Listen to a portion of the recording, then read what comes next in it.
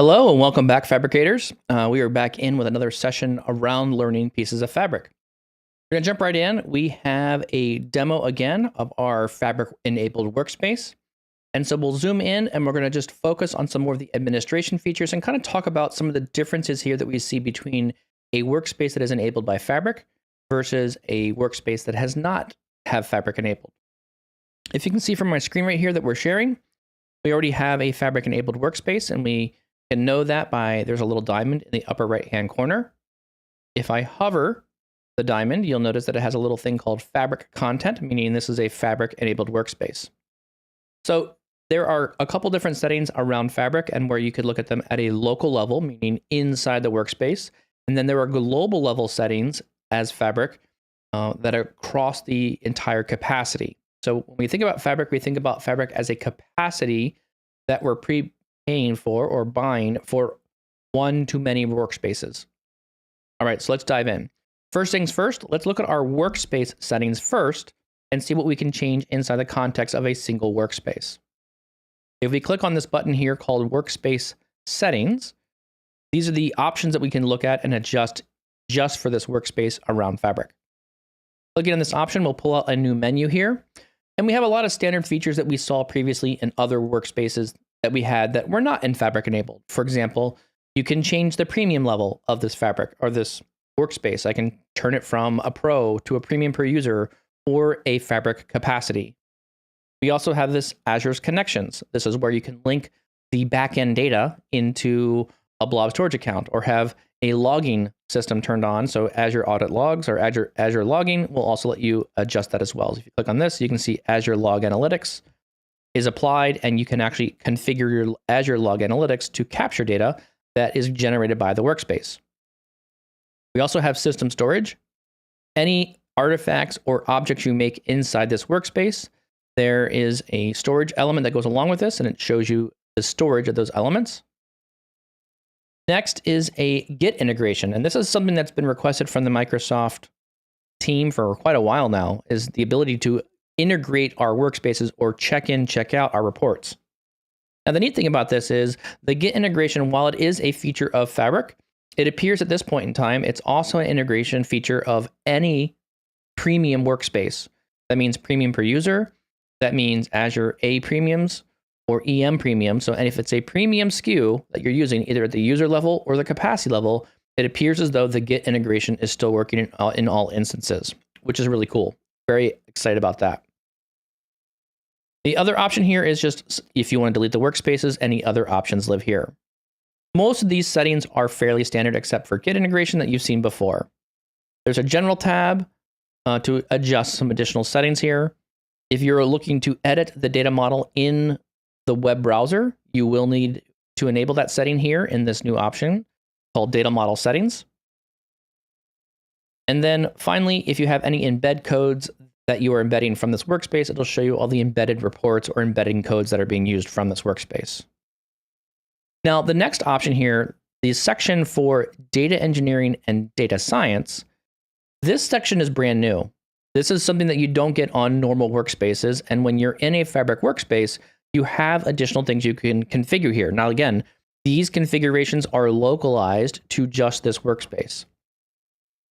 So when we use Power BI with a Spark engine is basically a data connected compute engine that we can use to write other features or build other data engineering activities. For example, the Spark compute engine will allow you to create Power BI notebooks or Jupyter notebooks.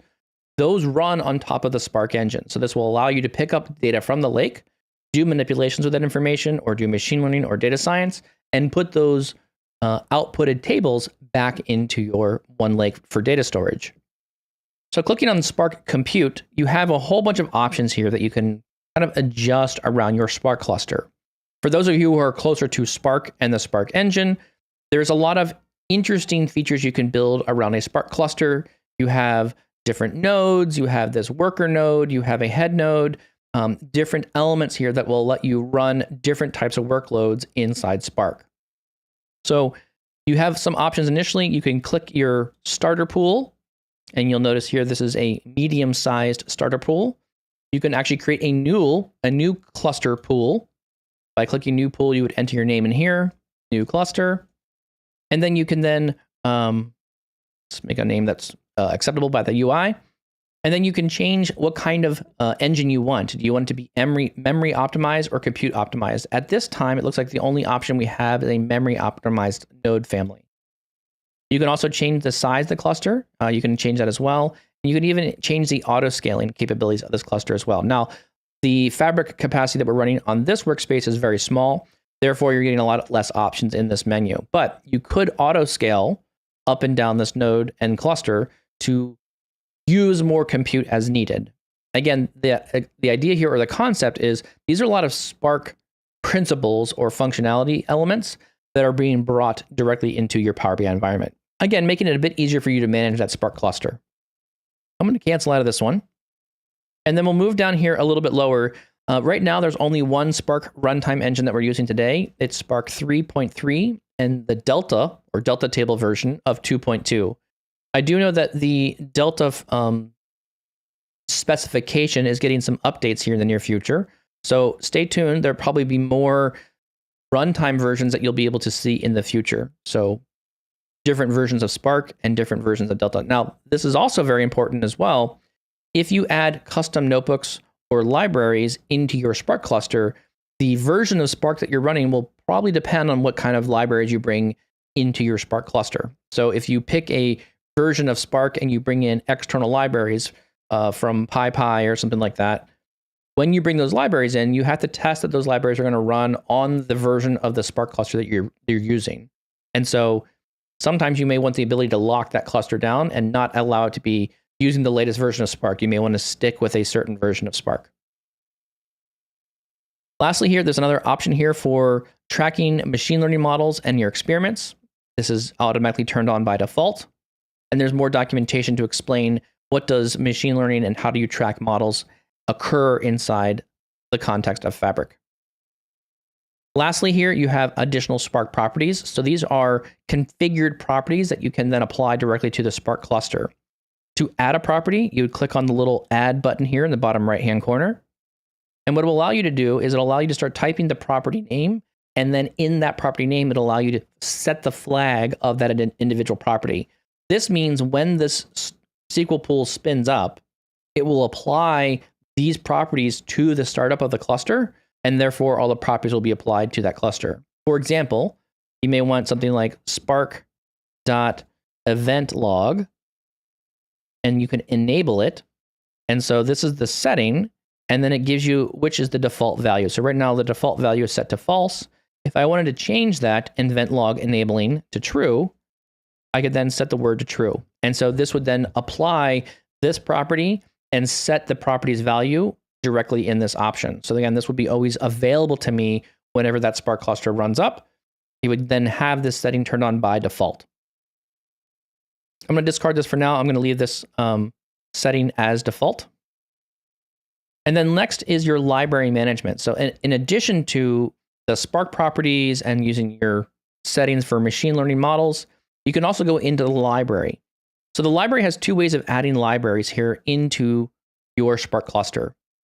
The drop-down menu allows you to add it from PyPy. And so then you can then go find a library here. So if you want to go look for one called date parser, what you can do here and now is you can see that date parser is a library that comes from this PyPy library. Basically, it's a package installer.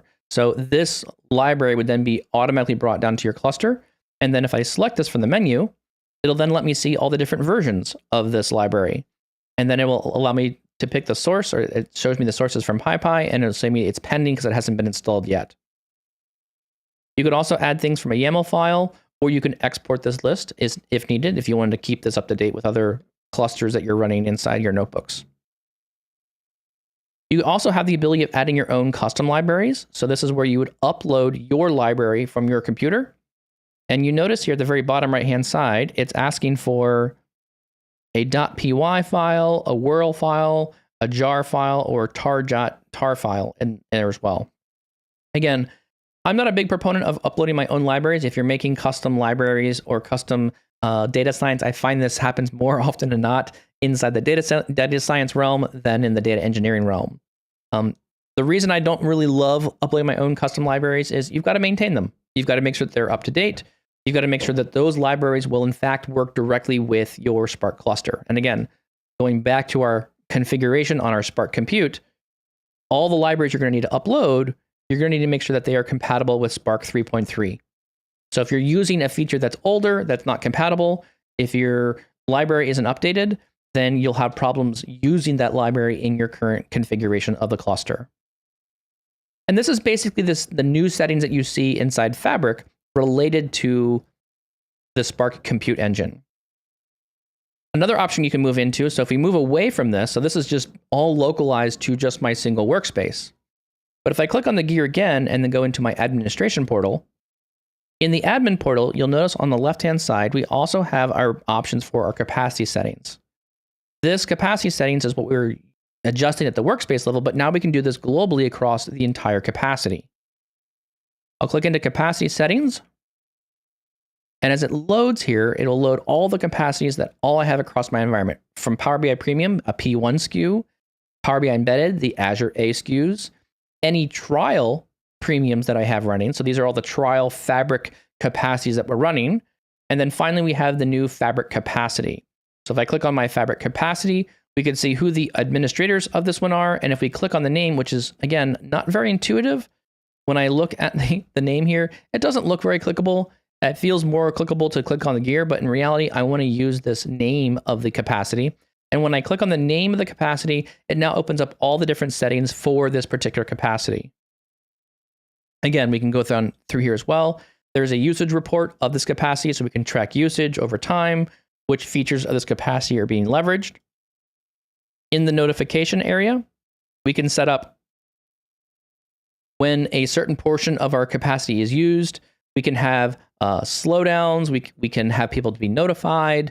We can also specify admins or capacity admins, so that way when we hit certain thresholds of how much usage is occurring on the capacity, this is important to know. This is important to administer when we're having different workloads applied to our capacities. So you can set these configuration settings of when and who should be notified around the usage on your capacity. Another important area here is your contributor permissions. So these are the users who can add or remove workspaces to this capacity. So you can have a security group that determines which team members or which groups of team members would be able to apply new workspaces directly to this capacity. Again, delegating a bit more of the authorization around utilization. I'd highly recommend, if you're doing that, you would have a security group enabled for this, and then you would apply that security group into the capacity itself. That way you know exactly who are the individuals that are able to administer access to the capacity. Also, if we go into the administration permissions, so these are the administrators of the workload. So these are letting you change your capacity settings. You can add or remove more contributors, and you can even adjust how many workspaces are attached to this capacity. So these administration privileges are set here. You can also set these admin privileges inside the Azure portal as well. So when you go into the Fabric environment inside your Azure portal, you have the ability of setting the admin the admin privileges for capacity administrators directly inside Azure as well. This next area, if you've ever used Premium before, you'll see this area called Power BI workloads. Again, since Fabric is a version of Premium, you'll see all the settings here that you could normally see in Power BI Premium in other places. So if you're using AI generation features, that's now controlled here in the settings. You have all of your data set settings that you can use here. And then you allow people to have, do you want to allow people to use an XML endpoint to talk to this? Yes or no? Do you have any query timeout capacities? So you can adjust all these options here directly. One of the options that I use or adjust most frequently is this idea of the XML endpoint. So if your data sets are getting larger and you need more capacity or capabilities for users to edit or modify data sets, you can give them the XML endpoint access, which will allow you to go edit or adjust or push a data model into this endpoint using things like Tabular Editor or other third-party tools that will help you edit and modify the data sets.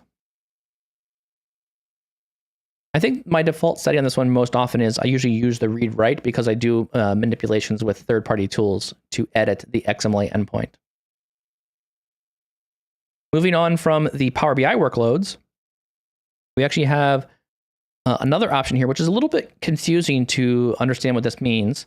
This is a setting that you can turn on, and if this setting is turned on, it will use this capacity as the default capacity for any new My Workspace creations. So the concept here is, if I have other users that are being added into Power BI, when they get added to Power BI, they by default will get their own My Workspace. This setting, if turned on, would automatically apply this capacity to each of the Workspace's options. I've also noticed that there's an interesting way of using this feature. If you don't want users publishing or using the My Workspace, what you can do is you can create a capacity fabric. And what you can do is now, if you create a fabric capability or capacity, you can apply this setting, and then every new user will get this capacity in their My Workspace. However, if you pause the fabric or premium capacity in Azure, it will then disable all the My Workspaces. So I think this is kind of like a workaround. If you don't want people to publish or create content into My Workspace, which that can create some challenges as users, it's not really best practice to share or distribute content through My Workspace. You can do it, not really recommended. But this setting would allow you to basically disable the My Workspace options if you turn it on and then pause it. Now, you'll see some settings here as well. If I go into the data engineering and data science settings, these settings will look oddly familiar like the ones we were looking at the workspace level. These settings are being applied at the entire capacity level. Again, we're thinking about capacity. I'm buying computers, I'm buying virtual cores that we're using for this entire Fabric workload.